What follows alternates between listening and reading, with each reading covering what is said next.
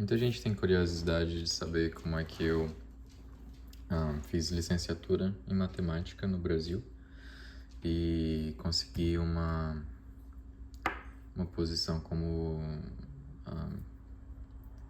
fazendo mestrado no Canadá e agora indo para o doutorado na Europa. Então eu resolvi fazer esse vídeo aqui para você, se você está fazendo graduação em matemática no Brasil, ou em física, ou em qualquer área de pesquisa, não importa muito. E o que você precisa fazer para garantir que você tenha algum tipo, consiga competir com as pessoas que estão aplicando para o mestrado e doutorado fora do Brasil. Peço licença tomando meu café agora. Ainda é de manhã aqui no Canadá e como eu falei para vocês, eu vou começar o doutorado na Europa logo, final do ano, então tô tendo que vender minhas coisas aqui no Canadá e começar a mudança. Bem, então vamos ao que interessa. A primeira coisa que você precisa fazer vamos dividir a graduação aqui, então vamos colocar aqui graduação. Acho que de maneira geral, qualquer curso de graduação que você faça, ele vai ter 4 anos.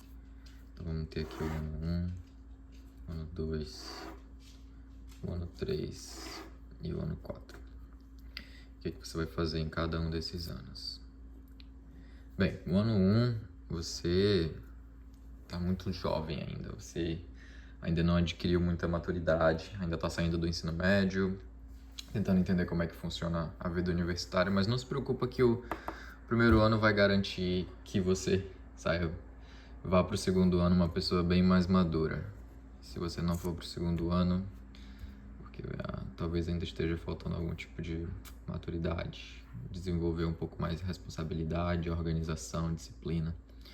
Porque o primeiro ano ele contém as disciplinas mais difíceis. Então, no meu primeiro ano, eu fiz cálculo 1, eu fiz a geometria euclidiana. Em algumas universidades também é chamado de Fundamentos da Matemática Elementar, alguma coisa assim.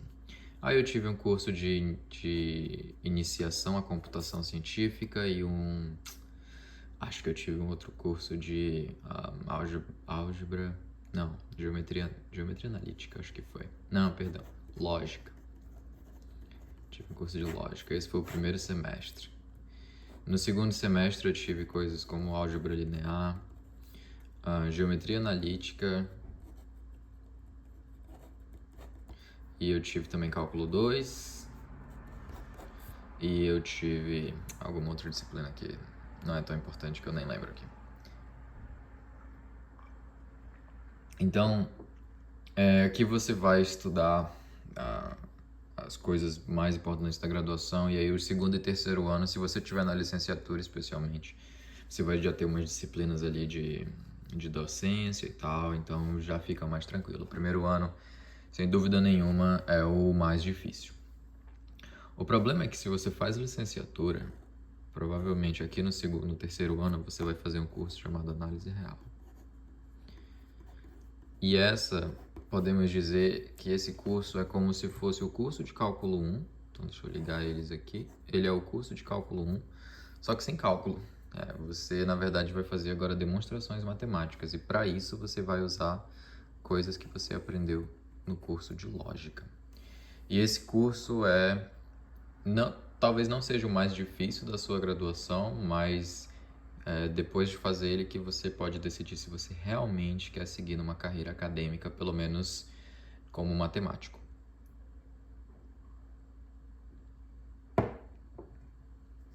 Então, o curso de análise real, você estuda as mesmas coisas que você estudou em cálculo 1, só que agora tentando demonstrar todos os teoremas, e os exercícios são, eu diria, pelo menos 10 vezes mais difíceis do que qualquer coisa que você tenha feito em cálculo 1.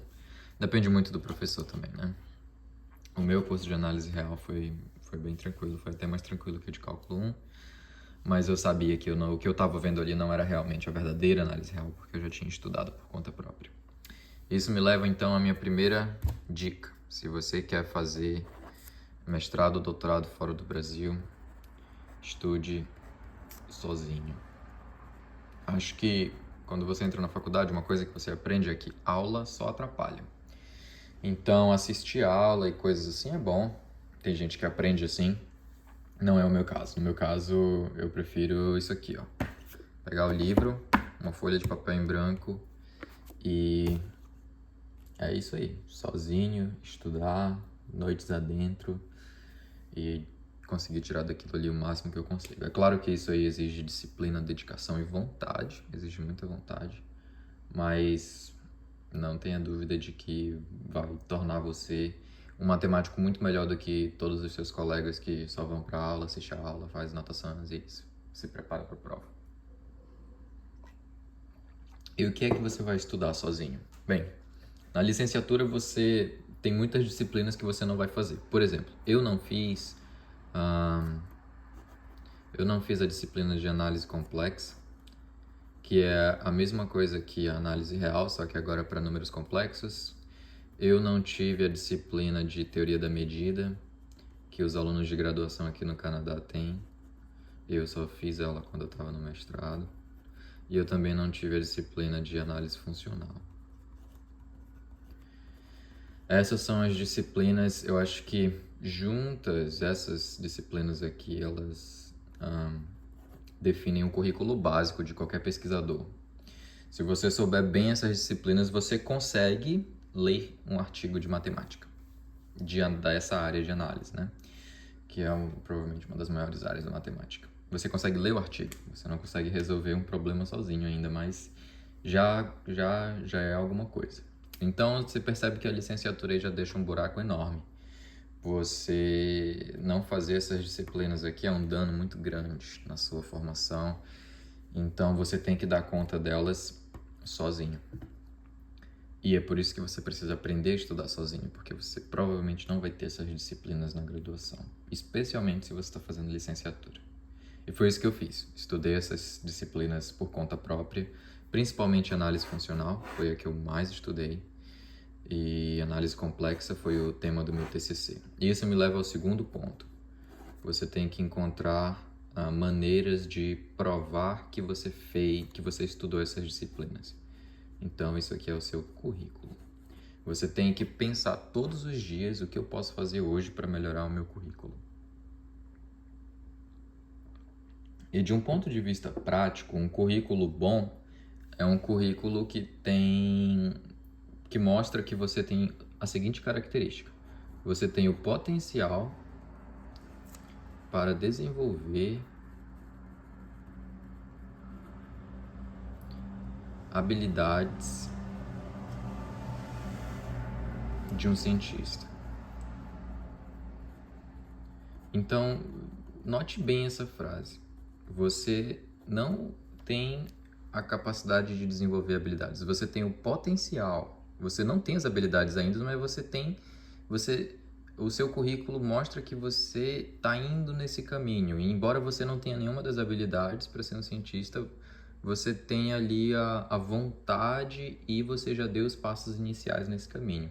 Então, eu sei que o mestrado pra gente parece algo muito grande, especialmente quando a gente está na graduação, parece algo fora do comum.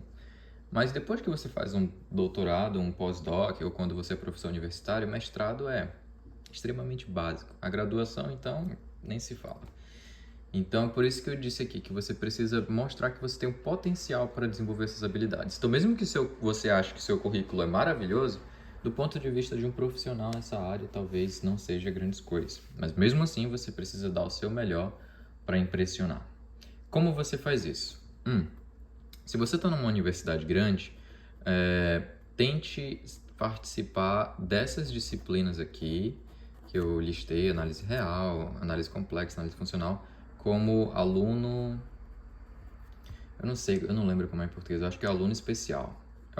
Era assim que eu participava, aluno especial. Onde basicamente você não está participando daquela disciplina, você não vai fazer a prova nem nada, mas o professor está acompanhando e você está assistindo às aulas, está fazendo anotações. E se o professor deixar você fazer a prova, é maravilhoso. Mas essa disciplina não vai entrar no seu histórico. Mas você pode colocar ela como no seu currículo. Você pode dizer, fiz essa disciplina aqui como aluno ouvinte ou aluno especial. E E o professor que você fez essa disciplina, você pode até pedir para ele escrever uma carta dizendo realmente, fulano participou dessa disciplina e tal.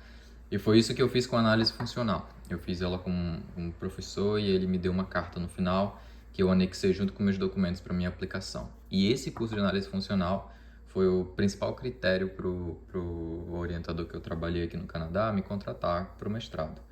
Ele disse, como você já fez análise funcional, então não vejo motivos para você não vir. E aí deu certo. Então, participe do máximo de disciplinas avançadas. Para isso, é claro, você precisa que a sua universidade tenha algum curso de mestrado ou de doutorado para eles ofertarem essas disciplinas. Se a sua faculdade não tem, que era o caso da minha, não tinha, eu tive que viajar para outra cidade para ir para uma universidade maior, convencer o professor, explicar para ele minhas motivações, mostrar minha capacidade para ele me permitir assistir às aulas dessa disciplina. E a gente acabou criando uma grande amizade, até escrever um artigo no futuro. E essa é a primeira dica. Melhore seu currículo por participar como aluno ouvinte de disciplinas mais avançadas. E que momento você faz isso? Você vai começar a fazer isso no terceiro e no quarto ano da sua graduação. Por quê? Porque o primeiro e o segundo você está ali mais tentando entender. Você não vai entender análise funcional sem ter feito análise real, não tenha dúvida nenhuma. Análise funcional é um curso extremamente complicado. Então não adianta querer botar a carroça na frente dos bois. Faz a ordem, faz cálculo 1, faz álgebra linear, faz análise real. Aí sim você começa a correr atrás disso aqui. Outra coisa que eu recomendaria você fazer para melhorar seu currículo é iniciação científica. Lembra que eu falei que você precisa mostrar que você tem o potencial para desenvolver as habilidades de um cientista? A iniciação científica é a melhor maneira de você provar isso. Por quê? É pago. E quando uma coisa é paga ou tem bolsa envolvida, ela conta muito mais para aplicações fora do Brasil. E eu sei que a bolsa de iniciação científica na época que eu fiz era R$400. Acho que agora deve estar um pouco maior, eu acho. Mas, enfim, o importante é que existe algum tipo de financiamento, ou por parte do professor, ou por parte do governo, para você participar desse projeto. Como você consegue iniciação científica? Vê com seus professores que você fez essas disciplinas no primeiro ano, e no segundo e no terceiro ano você começa a procurar, perguntar para esses professores se eles têm algum projeto e você gostaria de participar da iniciação científica. Talvez você tenha que fazer um processo seletivo e tudo mais, mas não tem problema. Dê o seu melhor e eu tenho certeza que você vai conseguir. Então deixa eu colocar aqui. No terceiro ano, faça iniciação científica. A abreviação é IC, então vou só colocar IC aqui. IC. E no terceiro e no quarto ano também faça disciplinas avançadas, mesmo que elas não apareçam no seu histórico.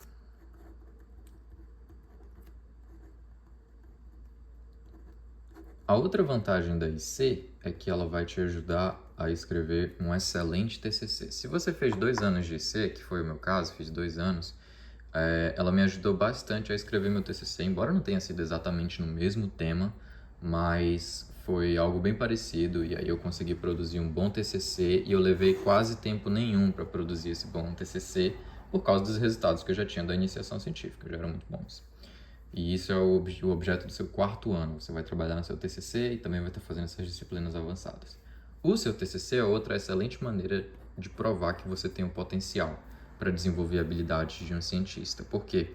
No seu TCC você pode escolher o tema que você quiser e você pode escolher, por exemplo, o tema de uma disciplina que você não fez ainda, que foi o meu caso. Eu não tinha feito análise complexa ainda e não tinha para ofertar nem na graduação, nem no mestrado, onde eu estava fazendo as disciplinas avançadas. E aí eu falei, bom, então o meu TCC vai ser resolver um problema de análise complexa. Realmente eu não resolvi nenhum problema, porque, enfim, aluno de graduação não tem essa capacidade, especialmente matemática pura, mas eu consegui discorrer sobre análise complexa extensivamente. Meu TCC teve quase 100 páginas, e aí eu trouxe várias aplicações físicas e matemáticas de vários resultados de análise complexa. Foi muito bonito. É algo que eu tenho orgulho, é o meu TCC. E então, eu usei o TCC, eu usei disciplinas avançadas e eu usei a iniciação científica para melhorar o meu currículo. E claro, isso só deu certo porque eu estava estudando sozinho. E a terceira coisa eu vou colocar aqui embaixo, Sinto muito, se você não cumprir isso aqui, não adianta nem começar a tentar.